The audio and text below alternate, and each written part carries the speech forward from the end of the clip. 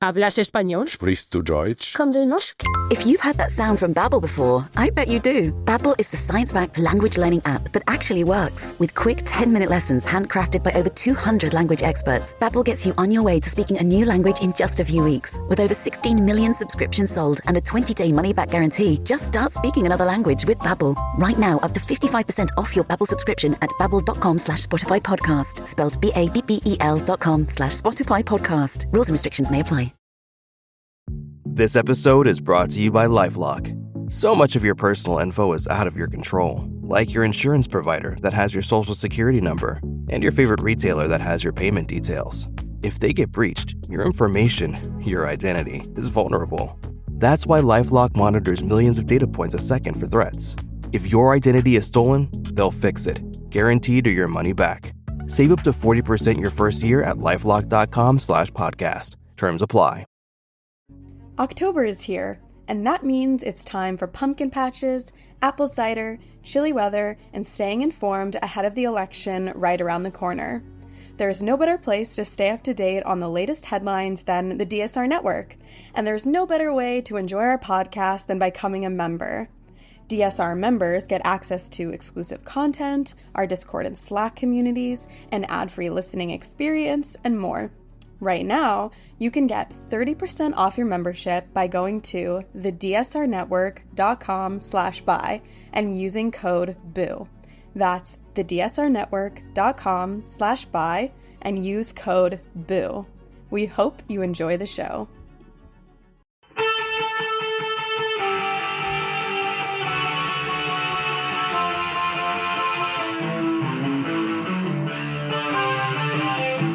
This is the Daily Blast from the New Republic, produced and presented by the DSR Network. I'm your host, Greg Sargent.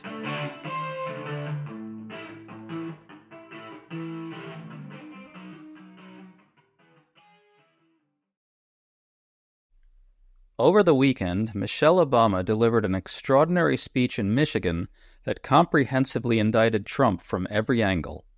She reminded us how catastrophic Trump's presidency was, thoroughly aired out Trump's debased moral character, and asked why the press expects Harris to meet basic standards of conduct that we expect in a leader without expecting anything at all from Trump. It was very powerful. But does this closing message have a chance at winning over the undecided voters who will ultimately decide this contest in the swing states? Today we're talking about this with Reed Galen, a former Republican strategist who was on the front lines of trying to peel undecided voters away from Trump for his group JoinTheUnion.us. Let's just get right into it. Great to have you back on, Reed. No, thanks for having me, Greg. Okay, so Michelle Obama spoke at a rally for Kamala Harris in Michigan on Saturday. Let's start by listening to this. So I hope you'll forgive me if I'm a little frustrated that some of us are choosing to ignore Donald Trump's gross incompetence while asking Kamala to dazzle us at every turn. I hope that you'll forgive me if I'm a little angry that we are indifferent to his erratic behavior, his obvious mental decline, his history as a convicted felon, a known slumlord, a predator found liable for sexual abuse, all of this, while we pick apart Kamala's answers from interviews that he doesn't even have the courage to do, y'all. Reed, that strikes me as a clever appeal to undecided female voters who expect standards in public conduct from leadership figures. The Harris campaign is closing hard on this, aiming this messaging in part at moms who don't want their kids subjected to this madness for another 4 years. What do you make of this appeal? What are you seeing out there among undecided women? Well, I mean, I think that for undecided women, I think that Mrs. Obama is an excellent both communicator and messenger. I think that, like her husband, they have transcended politics and are now part of the iconography of America, for lack of a better way to put it. She has an ability to fill stadiums in her own right and to have people listen to her and take what she says seriously. And so I think for undecided women, she's an excellent messenger. The question is now, how many people are, frankly, Greg, still undecided? and how many people are listening. There are a lot of women who, and we've heard this anecdotally, who said, like she did in her remarks, you don't have to tell anybody what you do when you go into the voting booth. There are stickers now that are proliferating around target states in the stalls of ladies' rooms that say, like, when you go into the polling place, your husband doesn't go with you. And so I think that this does have the potential to make this go from a very close race to a not close race at all, depending on how many independent and Republican women finally decide that, whether or not they're a huge fan of Kamala Harris, they certainly want nothing more to do with Donald Trump.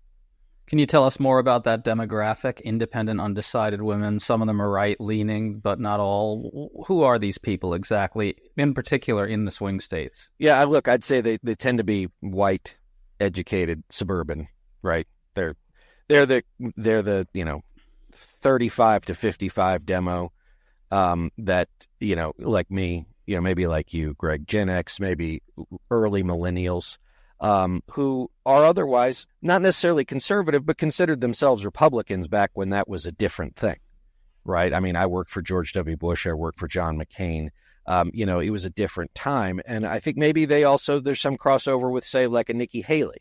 Yeah, I think there really is this kind of Nikki Haley demographic out there that Michelle Obama really might be pretty well suited to speaking to, because those are people who are inclined against Trump to begin with. They just have to be talked out of deciding that Trump is going to be better for them on the economy, which he wouldn't be anyway. I want to play another part of Michelle Obama's speech in which she put a finer point on the double standard that Harris and Trump face. Listen to this.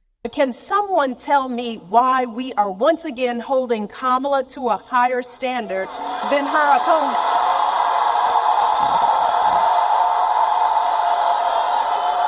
We expect her to be intelligent and articulate, to have a clear set of policies, to never show too much anger, to prove time and time again that she belongs. But for Trump, we expect nothing at all. No understanding of policy, no ability to put together a coherent argument, no honesty, no decency, no morals. Reed, this seems aimed at some women who have personally witnessed incompetent and morally degenerate men never held accountable for their failings. Are you seeing that type of sentiment out there among undecided female voters? I think it's important to understand that oftentimes Democrats, as much as I love them, don't always understand the nature of how to fight in politics. Again, I think Michelle Obama is a much better messenger than many Democrats on this particular issue, because I think she has so much social and political capital with American women. I would also say this. I mean, if there's one person who's been impugned more by right-wingers and conspiracy theories than Michelle Obama, Greg, I'm not sure who it is. The right fears her because they know how popular and how powerful her message. I've got to say, all this from Michelle Obama brutally shames them. I mean, it's just a fact about our political discourse right now that Trump's obvious mental decline and his clear unfitness for the presidency, on display day after day after day, is really just treated often as not being news. I agree with you about Democrats. They sometimes don't know how to fight. And on this in particular, they sometimes conclude in advance that attacking Trump's derangement is a failing strategy because it's baked in for voters. The derangement is baked in. So the media sees it as less of a story. But here, Michelle Obama is trying to focus the media spotlight on that. What do you think of the press's performance on that particular aspect of all this? But 4 years ago when Mrs. Obama said, when they go low, we go high. And now she's like, no, when they go low, we're going to meet them down there and punch them in the face. And I think that's the thing that she brings. She brought it in Chicago, and I think she brought it in these remarks too, which is it's not normal. Yeah, so I mean, I think that, what Mrs. Obama is trying to do vis-a-vis the media is say, hey, get your act together. Let's listen to one more part of Michelle Obama's speech. Here goes. I am asking y'all from the core of my being to take our lives seriously. Please, do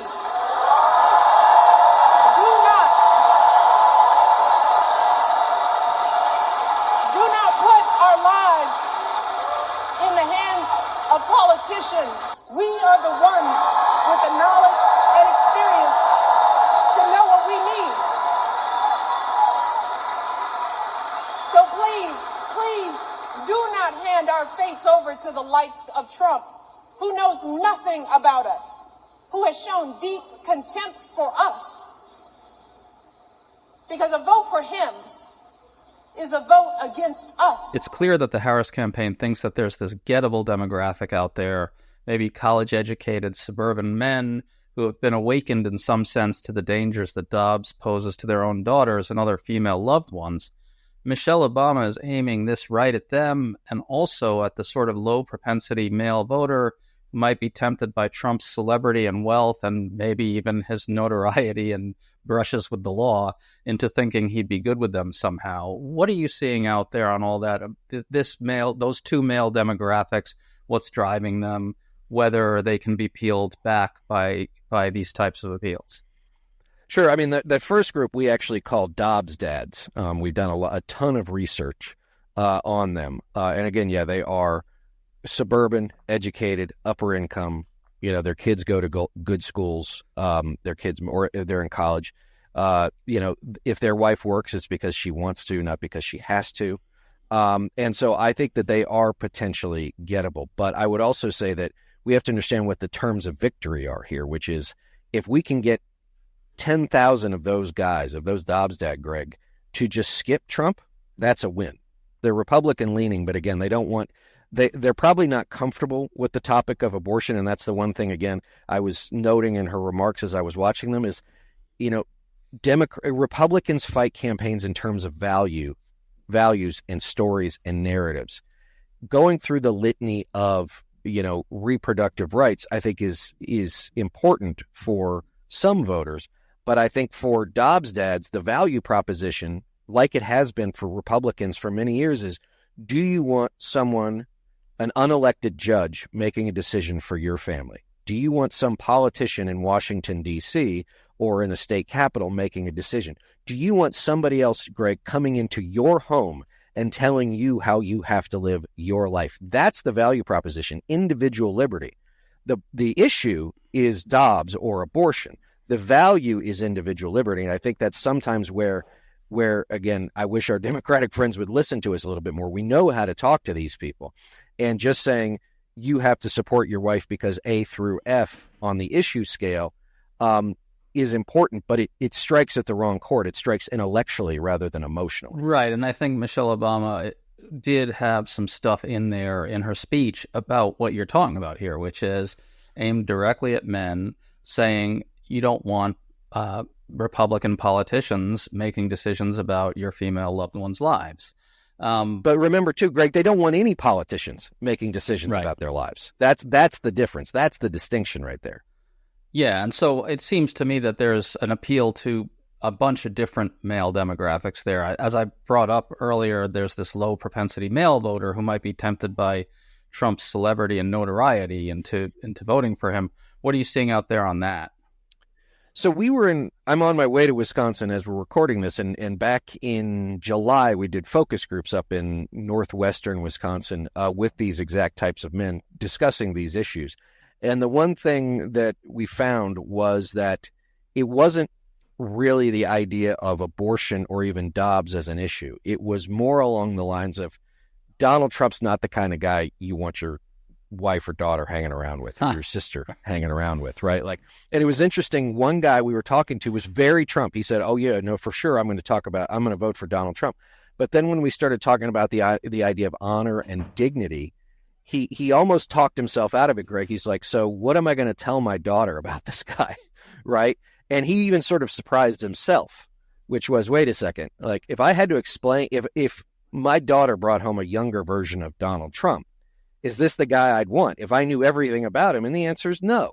And so I think that's the other part too, is, you know, there is, and I know it's impolitic in today's, you know, sort of media world, but there is a big part of, I think, men who still see themselves as the protectors of their family. And if you see Donald Trump at your doorstep, you know, ringing the doorbell for your 17, 18-year-old daughter, right?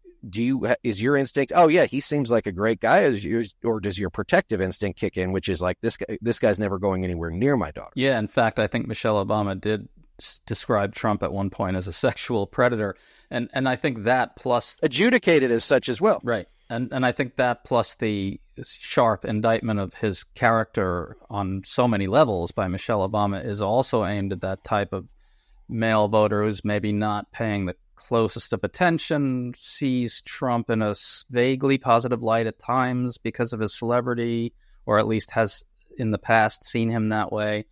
And they're really trying to wake up these men to who this guy really is. And do you really want someone like that around your daughters and female loved ones? Well, and I would say this, though. I mean, I want to take issue with just one thing, because I've been all over the country. I've been in nice neighborhoods and rough neighborhoods. I think we should make it very clear that just because someone is not college educated or a high propensity voter or doesn't live in as nice a neighborhood as I do, does not make them uninformed. If there's one thing I found, Greg, is these folks are very, very informed. The issue is the method and the medium by which they are receiving their information. And that is one thing that is a much more difficult nut to crack than even just getting to them. Is how do you break through the wall of 40 years of talk radio and 30 years of Fox News and 10 years of Dan Bongino and Tucker Carlson and Joe Rogan? These guys are hard to reach, not because they're uninformed, but because the layers of mis and disinformation they've been absorbing for the last 10 or 15 years is really something that if we were 100 years from now, Greg, we'd be having an intellectual discussion about. But here we're suffering from the real effects of it. Yeah, I think it's a real thing that young men especially have been extremely hard for Democrats to actually reach in any sense because of how messed up our information environment is and the kind of captive degree, the degree to which that demographic is pretty held captive by the Joe Rogans and the bro podcasters and all that. The stuff that Michelle Obama was saying is maybe a little bit more geared towards those Dobbs dads that you're talking about. Yeah, because again, Trump can't win without them. And again, it's like that old Woody Hayes thing, right? If you throw the ball three three things can happen and two of them are bad. That's what happens for Trump on Election Day. A Dobbs dad has three options and two of them are bad for Trump. If he stays home or leaves it blank, bad for Trump. If he votes for Harris, worse for Trump. If he pulls the lever, great. But again, Trump cannot afford to lose any of those guys. Again, look, his coalition is overwhelmingly male and overwhelmingly white, which means that any white guy that doesn't show is necessarily a real problem electorally and strategically for his campaign. Very well said. Obviously, this race is incredibly close. We had some new polling. The New York Times and CNN both had it tied nationally. If that's right, it means it'll be tough for Harris in the Electoral College, though there still could be a path. Meanwhile, a new ABC News poll finds it at 51-47 nationally for Harris. That seems a bit high to me. I doubt that it's that big a gap. The polling averages basically have her up a little over a point nationally, and all the swing states have it effectively tied in those averages. Where do you think the race is right now? A friend of mine said this the other day, that he's, quote, nauseously optimistic. And I feel the same way, Greg. Now, I would say this is that, on some of these things where it's tied 50-50, I don't know the methodology if they're asking leaners to make a decision. But Trump has never really cleared like 46 or 47% as a ceiling. I just electorally and by the numbers, I just don't see that he's going to be able to do that this time. Kamala Harris should win on the numbers, if nothing else. And I think she should win on the numbers in a lot of these states, especially the upper Midwest, because I think that, again, there are more otherwise decent and, I'd say pro-democracy, because that's where I live in the world, voters who, again, maybe don't agree with Kamala Harris on everything, but certainly don't want Donald Trump back. And frankly, we've had the baby boom generation in office since 1993. I think there's a lot of people who are just saying, let's turn the page. If you mix that with a lot of younger voters who want nothing to do with Donald Trump, and then again, I think it will be ultimately, Greg, the women who save us. I think it will be women of all ages, all demographics, all regions, all geographics, that ultimately come out in droves to say, we want nothing more to do with this guy. And again, to punish the Republican Party for Dobbs and what they did. What are the prospects of her getting to 49.5, while Trump remains at 47, 48? And is that the path to winning? I think it is. Yes, I think that is the path. I think it is the path for Harris to get almost to 50. And a lot of the, again, I think it's a for conclusion probably that she wins the popular vote. But yeah, again, I just think that at the end of the day, the numbers are on her side. There are more voters available to Harris. Look, I spend most of my time here knocking on doors, speaking to volunteer groups. And I'll tell you this, the people that I'm seeing are fired up. They're there because they want to be, not because they're being paid to be. And Greg, that campaigns matter on the margins. And I think right now, the Harris campaign on the ground and the Democrats on the ground and allied groups like us on the ground have a heck of a lot more energy, a heck of a lot more infrastructure, a heck of a lot more resources than Trump, who's paying Elon Musk however much money it is to have Ron DeSantis's team, right, go out and try and find voters for him, which makes no sense on several levels. Reed Galen, it's always great to talk to you, man. Sure hope you're right. You've been listening to The Daily Blast with me, your host, Greg Sargent. The Daily Blast is a New Republic podcast and is produced by Riley Fessler and the DSR Network.